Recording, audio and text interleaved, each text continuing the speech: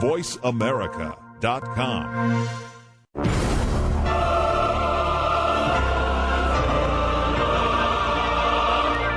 Welcome to Crime Prevention 101 with host Susan Bartlestone. We're so happy you've joined us this weekend. Over the next hour, you'll learn the tips, tricks, and vital information that'll help you keep yourself confident and safe. Now, here's the host of Crime Prevention 101, Susan Bartlestone. And hello, everybody. And yes, welcome to Crime Prevention 101. And yes, I am Susan Bartlestone. And I am all alone here today. None of my partners in crime were able to be with me to help me out. I think they're all visiting their probation officers or something like that. But doesn't matter because I love being here with you. That's all I need. And I think I've got a really unique and unusual and very timely show for you today. Now, we've all gotten these kinds of emails, and you know what I'm talking about. You're going to know it the minute I tell you, with dire headlines.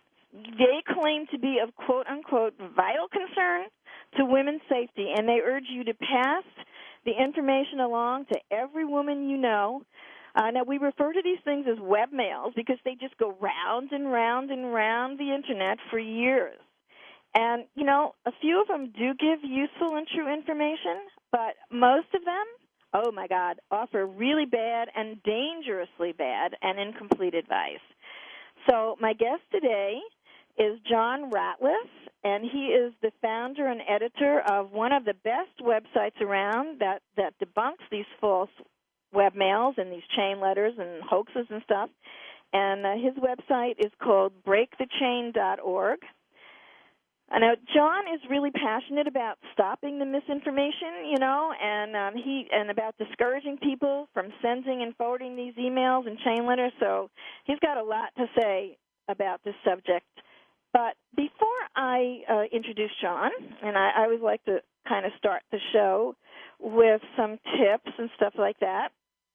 So I found an article that I thought was interesting that I thought I'd talk about.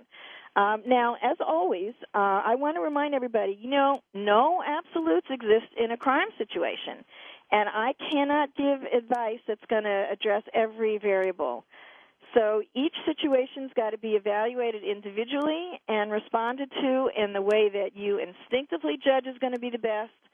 But it's my aim on this radio show and in the lectures and the workshops that I give to provide people with the kind of information and options that's going to help you make that instinctive assessment instinctively and quickly. Now, the article that I found today that I thought was kind of interesting, it's about when you go to these health clubs or to a gym or to a park or a soccer field or a beach, and the article happens to be about health clubs, and this was written by a really well-known author, by the way. His name is Sid Kirshheimer, and he's the author of a book called Scam Proof Your Life, and it's an AARP Sterling Books publication, and this book sounds really great, and in fact, I think I want to get him on the show. I really like what he had to say.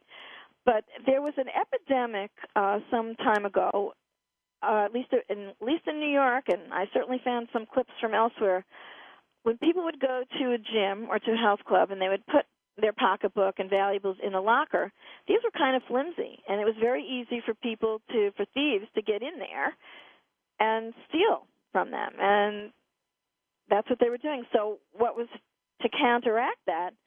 People started leaving their stuff in their car. And this, of course, you know, some thieves have half a brain, so they got wind of this, and they started to break into the cars.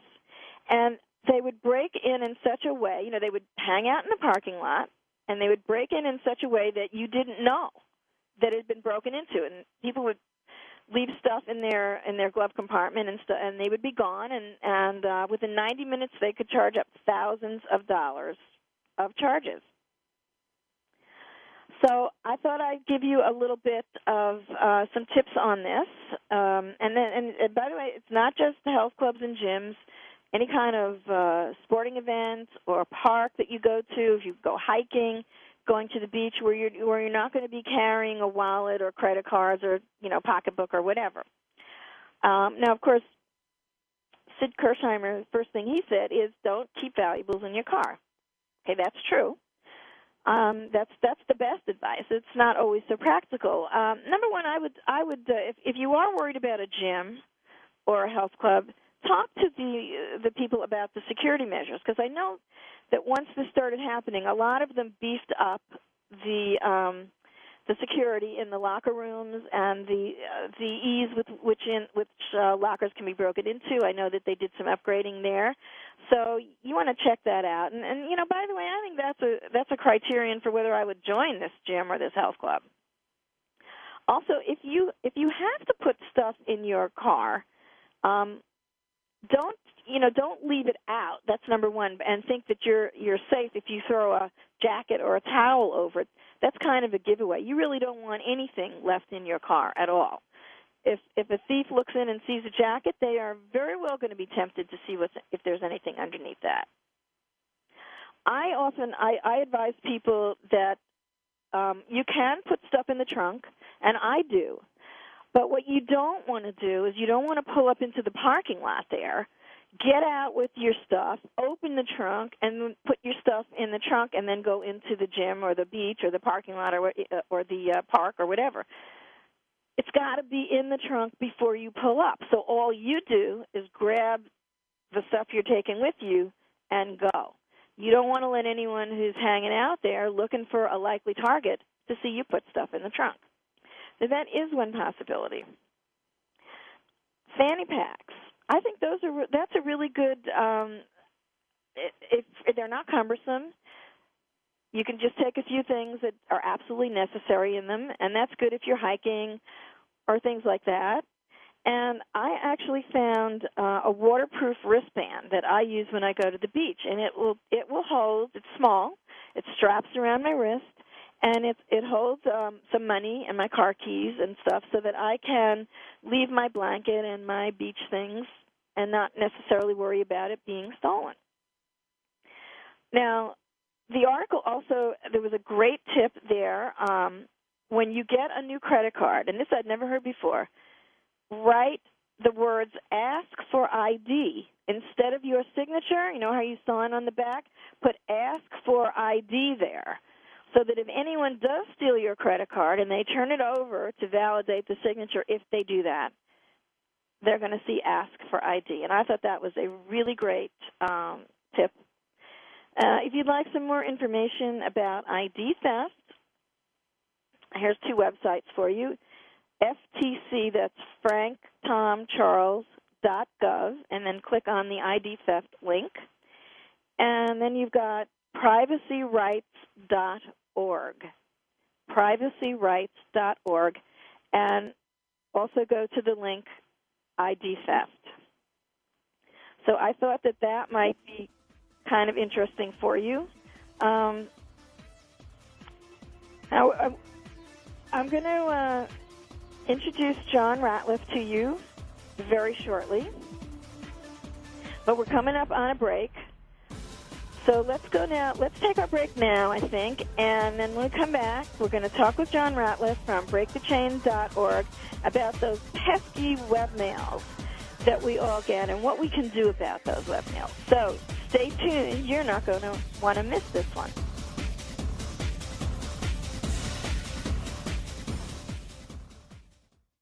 News, opinion.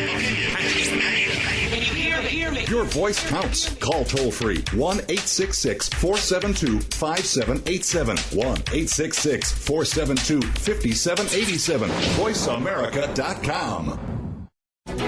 After more than 17 years' experience teaching safety skills to thousands of women and men, crime prevention and personal safety expert Susan Bartlestone concluded that by thinking and responding quickly, ideally within 20 seconds, potentially violent criminal encounters can be prevented.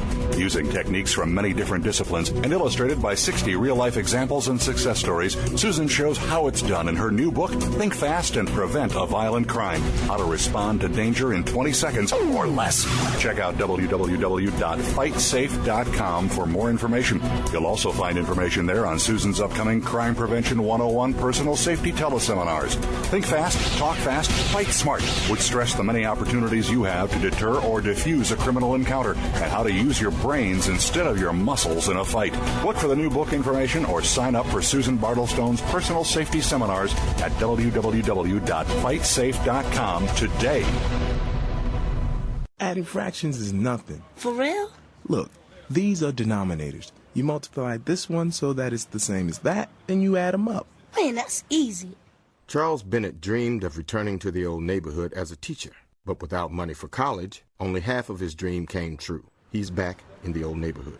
Well, enough math. I gotta deliver these sandwiches. Please support the United Negro College Fund. A mind is a terrible thing to waste. A message from the UNCF and the Ad Council. Have you ever thought about having your own internet talk show?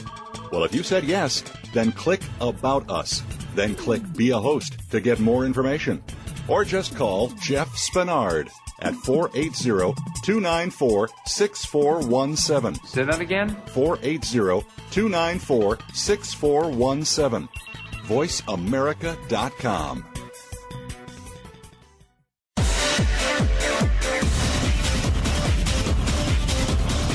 You're listening to Crime Prevention 101 with Susan Bartlestone. We invite you to share your stories, tips, or suggestions for topics you'd like us to cover, and Susan will address some of these on future shows. Send your story or idea to solutions@fightsafe.com. That email address again is solutions@fightsafe.com. Now back to Crime Prevention 101 with Susan Bartlestone. Hey, and welcome back, everybody. And yes, indeedy, this is Crime Prevention 101, and this is Susan Bartlestone speaking. And now I would like to introduce my guest for today for you. I'm going to be speaking with John Ratliff from BreakTheChain.org. Now, this is the bio he sent me. This is awesome to me. John is a researcher, writer, an editor, a web designer. He's got nearly 20 years of experience with computers and with the Internet, and he's got nearly 15 years of practical experience in training, communications, and public relations. That's amazing, John. And he has provided expert opinions and advice in print media and on the radio and television in the United States, Canada, Great Britain, Finland, Sweden, South Africa, Australia, among others. So he's world known. And he has been the sole contributor to BreakTheChain.org since its inception, and he has researched thousands of Internet chain letters. Now, in his own words, this is his mission. He wants to educate people about the shortcomings of email chain letters as a means to distribute information, and he wants to empower people to make informed and logical decisions about the information that they circulate. So welcome, John. It's a pleasure to have you here today. Thanks, Susan. It's a pleasure to be on. Now, John, tell me, how and when did BreakTheChain.org get started? BreakTheChain.org got started actually under a different name in April of 1999. So we're coming up on our 10th anniversary now. Kind of proud of that. I started the site for the same reason that brings a lot of people to the site. Everybody has those friends and family that sends these chain letters around, and you feel like you're the only one who's skeptical, and you're the only one that looks them up. And I had a couple of relatives that kept sending me things, and I kept looking them up for them, and thought, maybe it would just be easier if I just start creating an online list of all these chains that I've received and links to the verifying or validating information. And that list eventually grew into Break the Chain. And you got passionate about this. Yeah, sort of, I mean, as passionate as you can be. But, my thing was I had friends and family who were basically embarrassing themselves. They were sending around information that was I could easily find that it was not true. The argument I used is you've got the most powerful research tool ever known to man right at your fingertips, the Internet. And if you're using email, then you have access to the Internet. So why aren't you using it? Why are you choosing to spread false information when you can easily check it out? Well, I'm not thinking that most people think it's false. I mean, and you make a point that people do forward chain letters even when they kind of get a sense that they're false. Well, if I thought it was false, first of all, I don't think I would do it. So why do you think people do that? Mainly it has to do with the ease of forwarding it on. It's something I call when your decision to do something relies on two factors, the ease of doing it and the relative value of the action. And I think most people will agree with me, the easier it is to do something, the less value it has to do it. And so we're willing to pass on things, and I've seen chain letters, and I know we've all seen them, where they have the little preface that says, I don't know if this is true, but I'm passing it along just in case. Oh, yeah. Just in case. Just in case, because it's easy to do. It's far easier to spread the word and be wrong than to try to validate the information and be right. So, we're willing to take that chance. We're willing to, put our name out there, put our face out there as somebody spreading information because it's easy to do, even though it may not be accurate. That yeah, I think that you're probably right about that, John. And now you told me that you think that email is a terrible tool for spreading information. That's correct. Actually, if you look back at how the Internet was created and what it was created for, it was mainly created as not so much as a communication vehicle as a coordination vehicle. It was created by the military and by scientific universities to basically coordinate their research, to send their findings to each other instantly, quickly, so that they can build on each other's work. It was never. It does not share any of the characteristics of, let's say, reliable news media. But it's sort of a social thing, When I send you this webmail, this email, it's like I'm saying hello. Right. So. And that's. I don't know if I'd say it's. I mean, I don't like spreading bad information, but I'm just wondering how. That's not a terrible thing to me. Well, it's not terrible. It's when people start using email for purposes that it was not intended. To use email to say hello, how are you? I'm doing great. This is what I'm up to. That's fine. That's exactly what it was intended. But to use email to send warnings about possible crimes being committed, or warnings about viruses, or warnings about this person, you could get this disease this way, or that this child is missing and we need your help. That is where we start falling into some gray area because of some of the limitations in email. Email isn't reliable. It's hard to validate. You can't always trace it to its source, so it's anonymous. There's little to no accountability. One of my I certainly, I got no qualms with you about that, Okay. But you actually have said that you think people shouldn't spread an email or a webmail that they know is true. Now, what harm can that do? If I've got some good crime prevention information in a webmail, which I do, by the way, right. I want people to have that information. And, to the people who want that information, that is fine. That's why we have listservs. That's why we have subscription services where people can sign up to receive information they want to receive. If you are making choices for your friends and family about the type of information they receive, then, again, we're getting into this little gray area. You're sending them information that they may or may not want. You're sending them information that may or may not be useful. or even accurate. So, I mean, I take the cavalier pose on my website of saying, no, don't send emails, don't send chain letters, mainly because of the privacy risks inherent in any mass-forwarded email. Well, I definitely think you got a point there. I'll tell you, though, which I don't know if you know, but whenever people send me some of the horrible ones that we're going to be talking about a little in a few minutes, a lot of the time I've written these responses that kind of corrects some of the bad information and corroborates it. And I attach those to the email, and I send it back to everybody.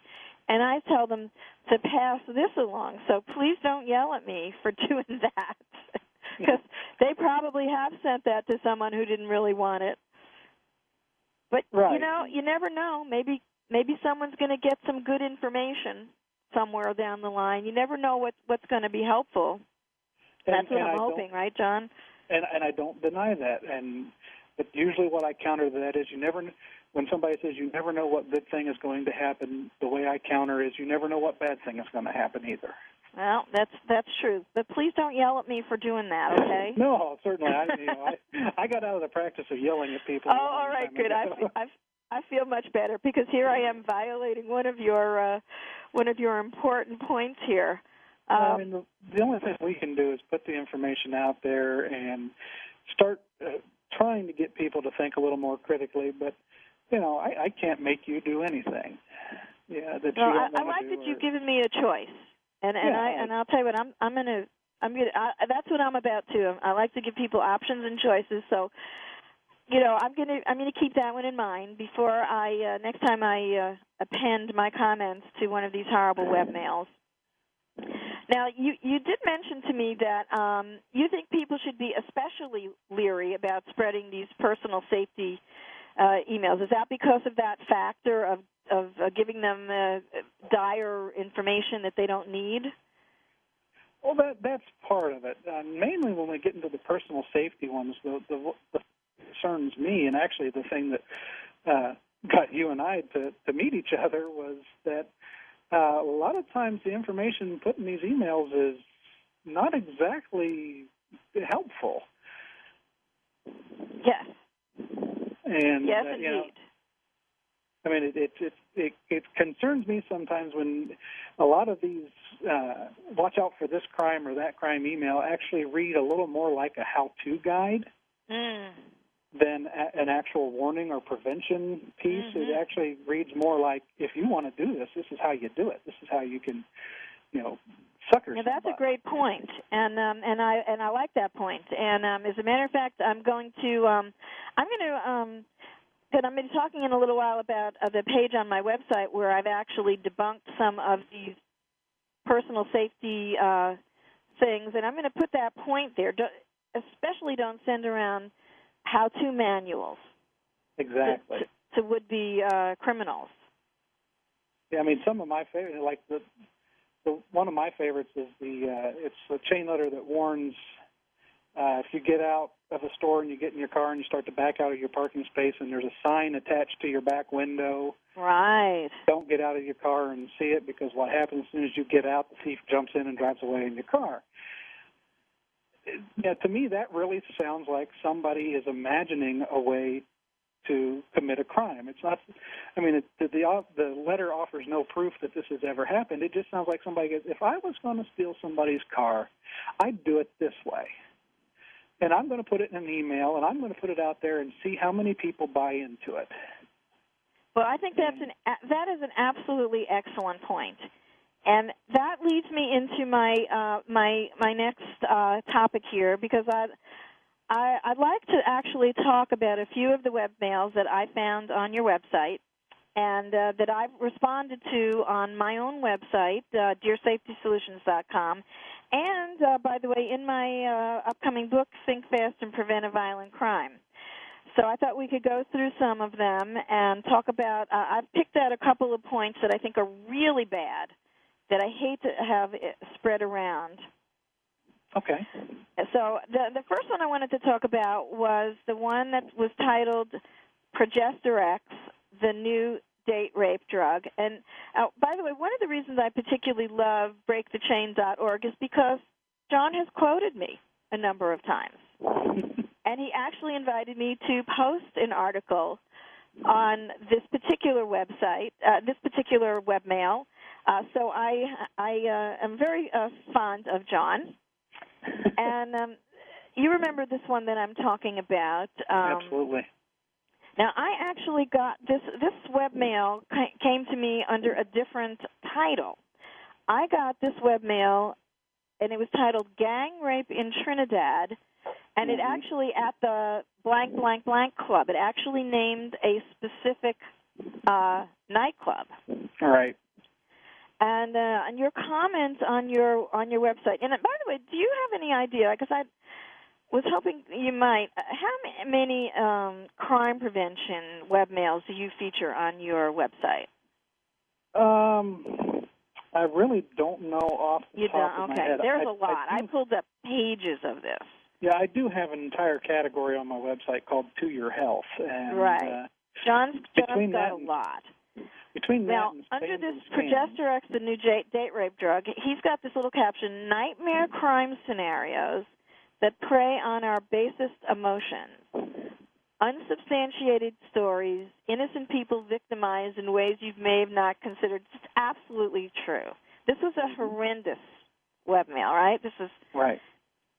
Supposedly about a woman who was gang raped by 5 men, and they had fed her this drug, Progesterex, which actually does not exist.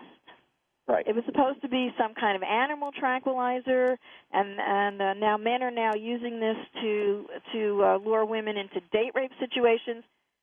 There's no such thing. Right. There's no Progesterex. And people are this website. I did a little research, right, John? On this, it came the gang rape took place in many different states and countries, and sometimes it's a nightclub name. It's all different kinds of things. Right. And John asked me to talk about this, and I did. And I gave some advice on date rape in that, and some woman saw this on your website, and she posted a reply, and she took me to task.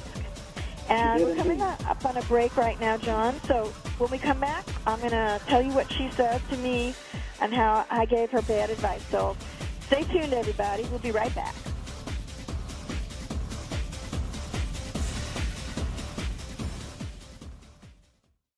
Ask the experts. Call toll-free right now, 1-866-472-5787.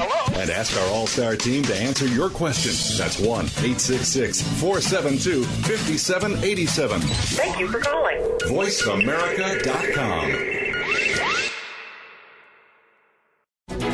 After more than 17 years' experience teaching safety skills to thousands of women and men, crime prevention and personal safety expert Susan Bartlestone concluded that by thinking and responding quickly, ideally within 20 seconds, potentially violent criminal encounters can be prevented. Using techniques from many different disciplines and illustrated by 60 real-life examples and success stories, Susan shows how it's done in her new book, Think Fast and Prevent a Violent Crime, How to Respond to Danger in 20 Seconds or Less.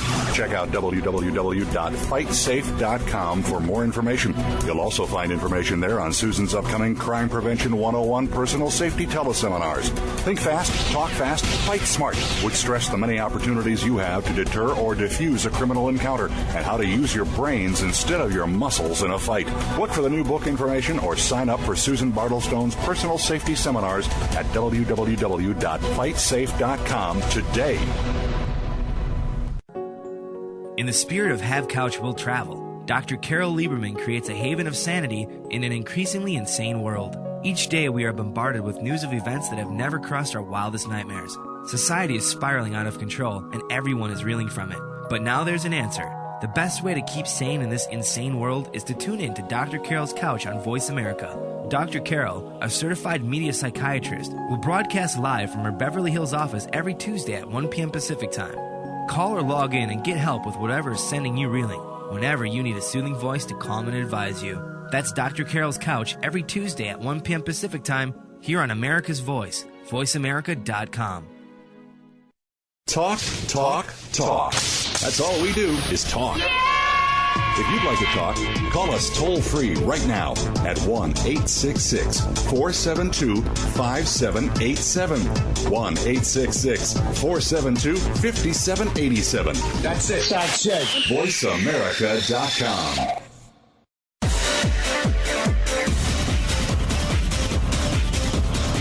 You're listening to Crime Prevention 101 with Susan Bartlestone. We invite you to share your stories, tips, or suggestions for topics you'd like us to cover, and Susan will address some of these on future shows. Send your story or idea to solutions@fightsafe.com. That email address again is solutions@fightsafe.com. Now back to Crime Prevention 101 with Susan Bartlestone.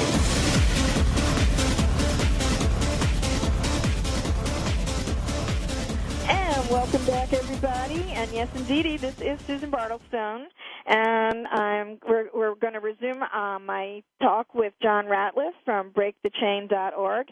And before the break, I was talking about a response to a bogus webmail about the so-called new date rape drug, Progesterex.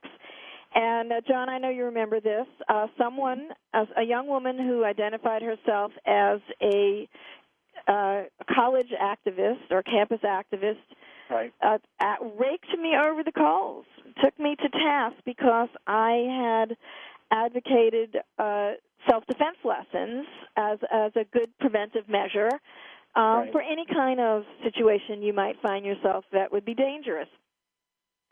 And the funny thing about that is because on last week's show, one of the things I recommended to her was that, she had said self-defense lessons are preposterous.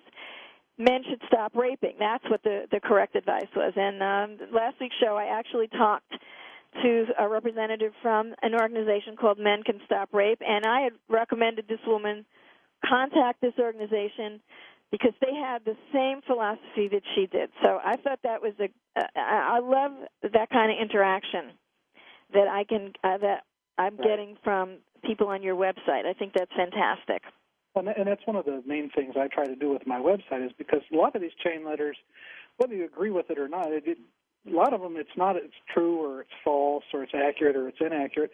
It has a lot to do with whether you agree with it, whether its contents appeal to you. And I feel that it's really important on my website to have a mechanism where people can interact with me because my take on a chain letter is my opinion. And it's very valuable to me to hear what other people are saying and to be able to connect people who have gotten these chain letters and have questions about them to experts like yourself who know what they're talking about. I'm not a self-defense expert. I've never tried to be.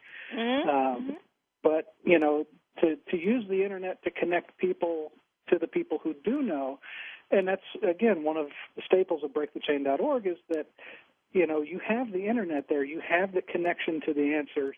Take the few minutes to find it. Don't just take things on faith. Don't just pass things out on faith. Exactly.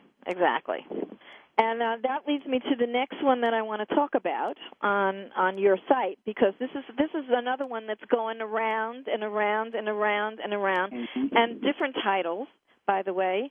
And this one on your website is titled Pat Malone's Self-Defense Tips. Mm-hmm. And I got this webmail several times, safety tips for women, safety for women information.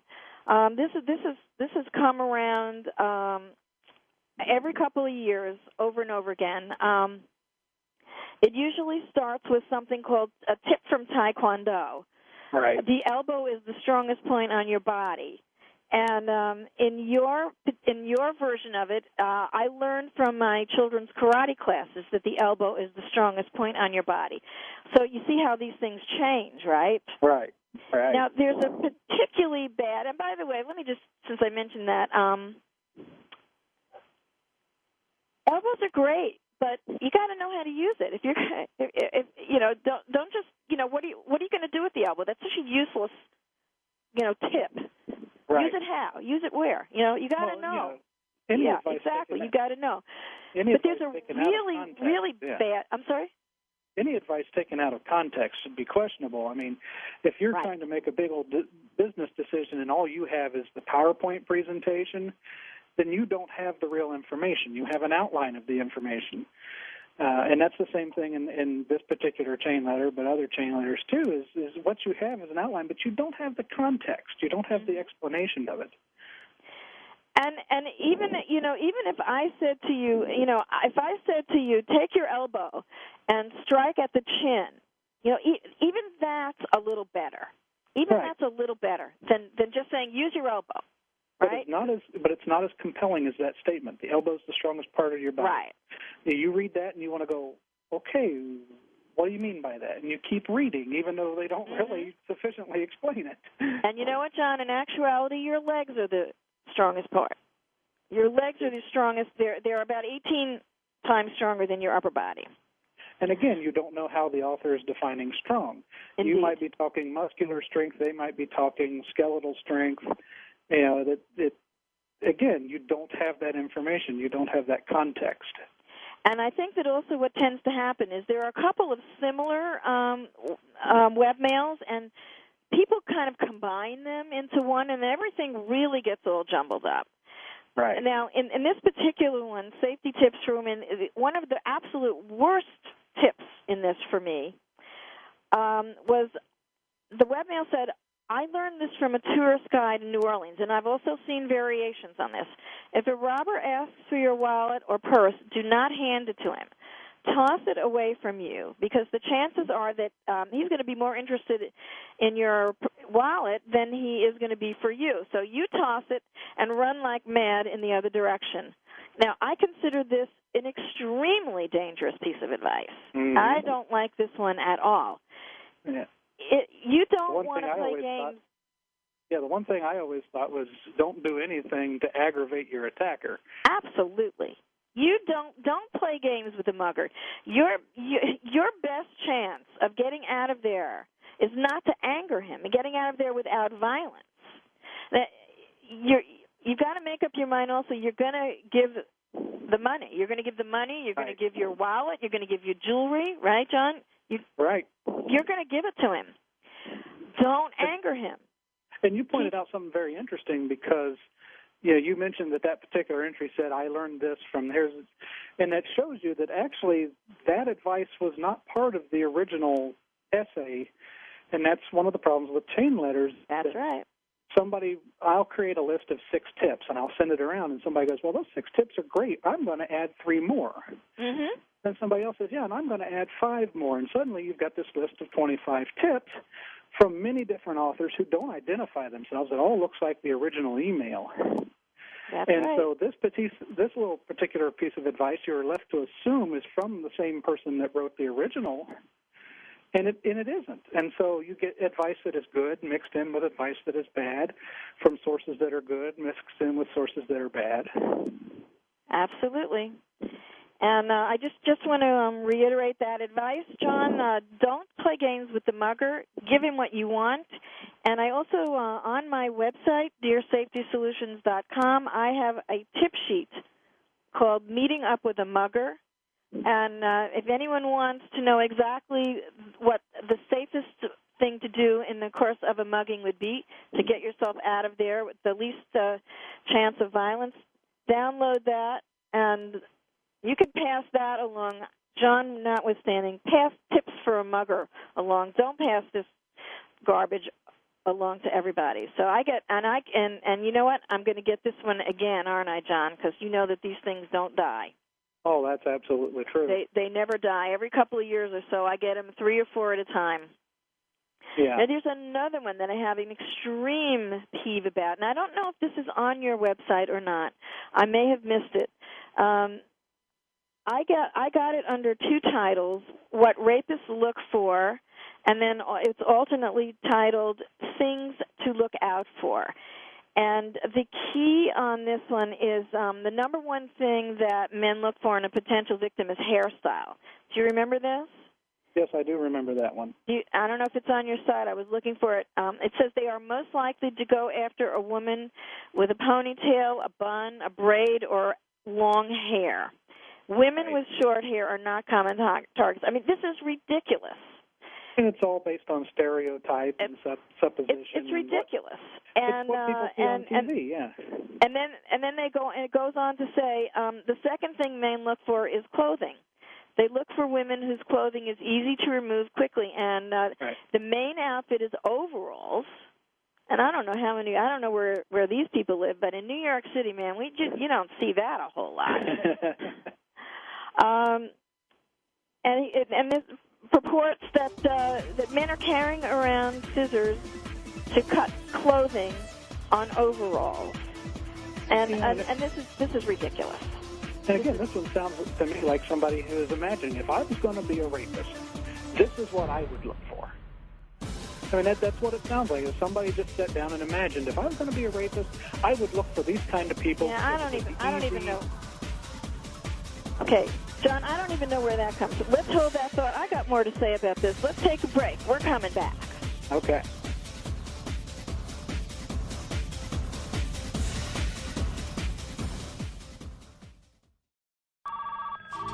Have you ever thought about having your own internet talk show? Well, if you said yes, then click About Us. Then click Be a Host to get more information. Or just call Jeff Spinard at 480-294-6417. Say that again? 480-294-6417. VoiceAmerica.com. Hello, we're Mike and Susan. Hello, I'm Catherine. We are the March of Dimes 2008 National Ambassador family. Although Catherine was born extremely premature with many challenges, today she is a healthy 5-year-old thanks to the March of Dimes. I'm Don Germano, Senior Vice President of Kmart Stores. Kmart is proud to support March of Dimes' mission to help moms have full-term pregnancies and healthy babies. Please make a donation at any Kmart or at marchforbabies.org so that one day all babies are born healthy.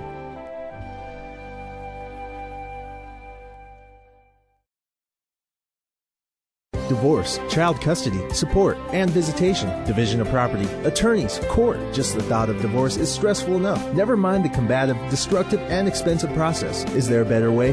Yes, divorce mediation. On Divorce Mediation, Myths and Facts, host Philip Mulford, one of the country's top divorce mediators, will discuss this incredibly successful alternative. Formerly a practicing attorney, Philip will explore the myths and facts about a process that has kept his clients out of court and saved them thousands of dollars. If you aren't familiar with divorce mediation, or your lawyer has told you it's not appropriate for your case, this show is for you. After listening to Divorce Mediation, Myths and Facts, you'll tell anyone considering a divorce, go to mediation first. Divorce Mediation, changing the culture of divorce. After more than 17 years' experience teaching safety skills to thousands of women and men, crime prevention and personal safety expert Susan Bartlestone concluded that by thinking and responding quickly, ideally within 20 seconds, potentially violent criminal encounters can be prevented. Using techniques from many different disciplines and illustrated by 60 real-life examples and success stories, Susan shows how it's done in her new book, Think Fast and Prevent a Violent Crime, How to Respond to Danger in 20 Seconds or Less. Check out www.fightsafe.com for more information. You'll also find information there on Susan's upcoming Crime Prevention 101 personal safety teleseminars. Think fast, talk fast, fight smart would stress the many opportunities you have to deter or defuse a criminal encounter and how to use your brains instead of your muscles in a fight. Look for the new book information or sign up for Susan Bartlestone's personal safety seminars at www.fightsafe.com today. News, opinion, your voice counts. Call toll-free 1-866-472-5787. 1-866-472-5787. VoiceAmerica.com.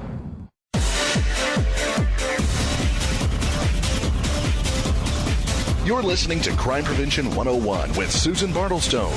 We invite you to share your stories, tips, or suggestions for topics you'd like us to cover, and Susan will address some of these on future shows. Send your story or idea to solutions@fightsafe.com. That email address again is solutions@fightsafe.com. Now back to Crime Prevention 101 with Susan Bartlestone. Oh, well, welcome back and welcome back. And I'm picking up my discussion with John Ratliff from BreakTheChain.org, and I got heated right before that break. I got mad. We were talking about one of the webmails that really peeved me about rapists targeting women with long hair, and I'm frightening long-haired women to death on this, and that looking for women wearing overalls and things like that and carrying scissors around. And, you know, John, the research that I've seen, and admittedly this is not all that current, but it's pretty compelling nevertheless. It was well done.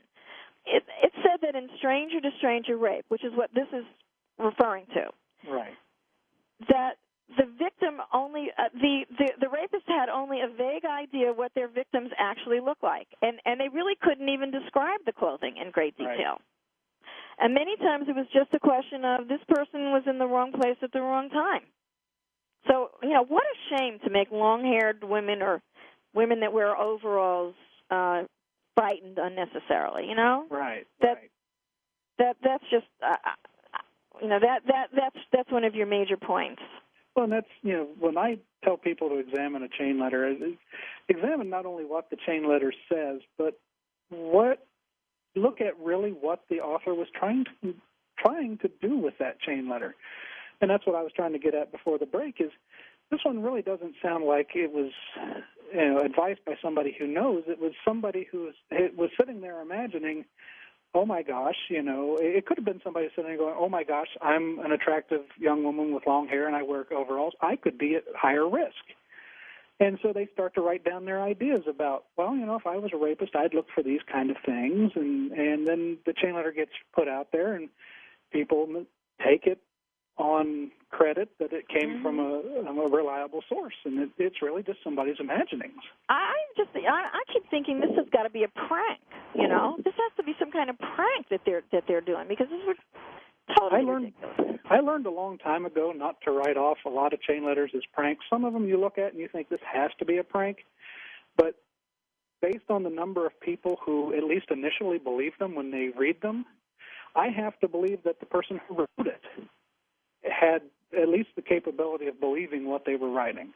Well, okay. I think you're giving them way more credit than I'm giving them. Well, and I'm not saying that in every case. That's the story. Rapists walking around with scissors? I don't know, John. You know, but someone had to know better than that. Come on. Well, that's true, but, you know, I like that you have a high opinion.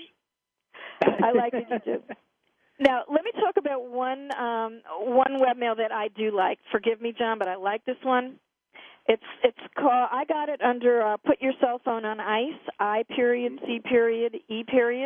means, and that means in case of emergency. Have you heard about this one? Yes, I have. Okay, and I like this.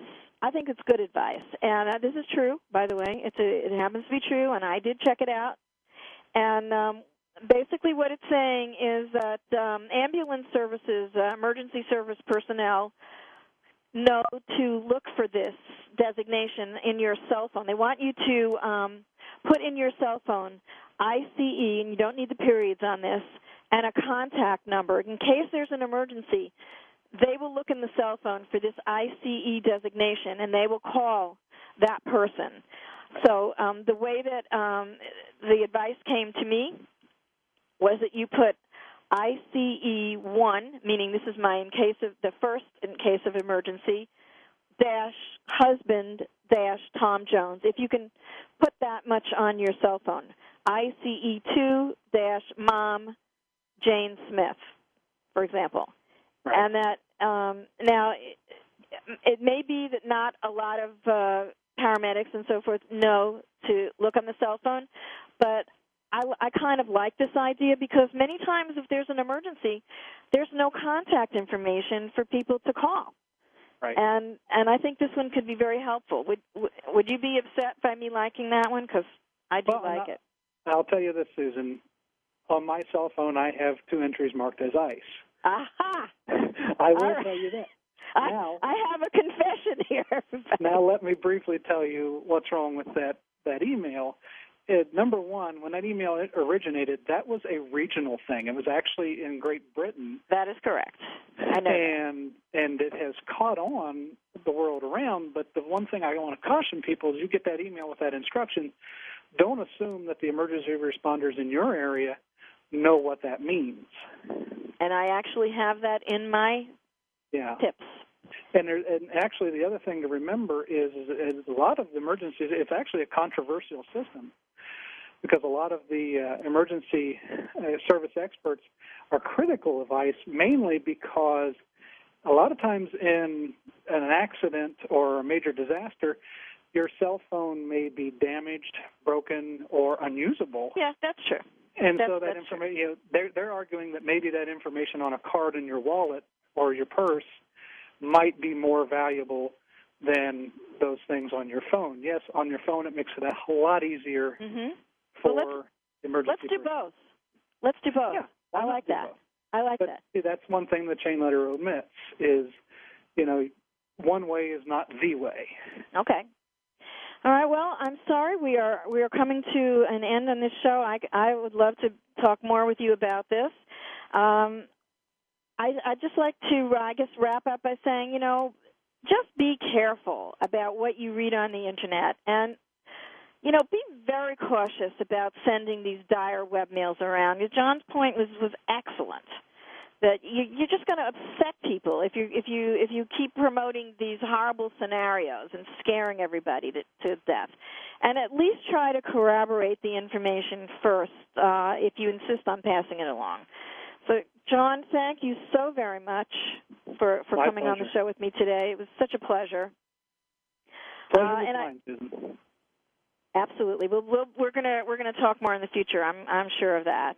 And John, maybe you'd like me to send you a few of the responses that I talked about, these rebuttals, and maybe you would like to post them. Hint, hint, hint.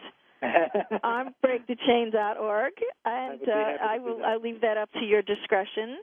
Okay? Great. Now, I just want to say, as I always do, to any of you out there who are a survivor of any kind of the crimes that we talked about on the show today or any other kind of crime, please understand that nothing that happened to you was your fault. Even if you think that you used bad judgment in a situation and left yourself vulnerable, that is never, never, never, never, never, never an excuse for a crime or for violence. Please understand that. You're not the one to blame. And also, please call yourself a survivor and not a victim, and understand that with the proper professional help, you can put what happened to you into perspective and get on with your life. I've seen it over and over again. It is possible. I also want to tell you that the links to the show notes for show number 6 is going to be on my website, www.deersafetysolutions.com. Just click on the banner on the home page that says Crime Prevention 101 Radio Show. And you're also going to see that I have devoted a whole section on my website to comment, good and bad, on these web mails. And I posted my responses to some of the web mails that we talked about today. So just look at the top of the page where it says web mails, and that'll take you right to it. And you're also going to find responses to a lot more of the web mails in my new book, Think Fast and Prevent a Violent Crime. And I've also posted on the website a number of other websites in addition to breakthechain.org that you can verify the truth about these different web mails that you get. And hopefully you will at least do that much before you pass it along. I posted a link to breakthechain.org, and John has a gift shop on his website.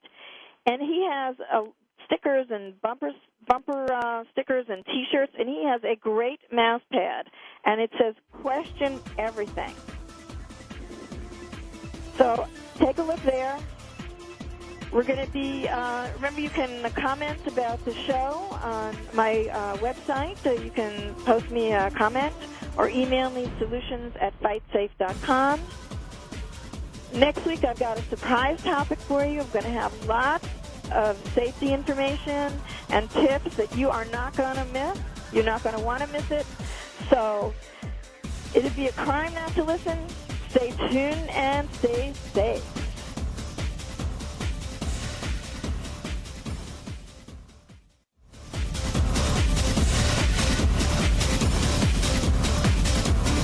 hope you got some useful information and inspiration this week on Crime Prevention 101. Susan Bartlestone invites you to join us again next Saturday at 11 a.m. Pacific Time and 2 p.m. Eastern Time here on Voice America.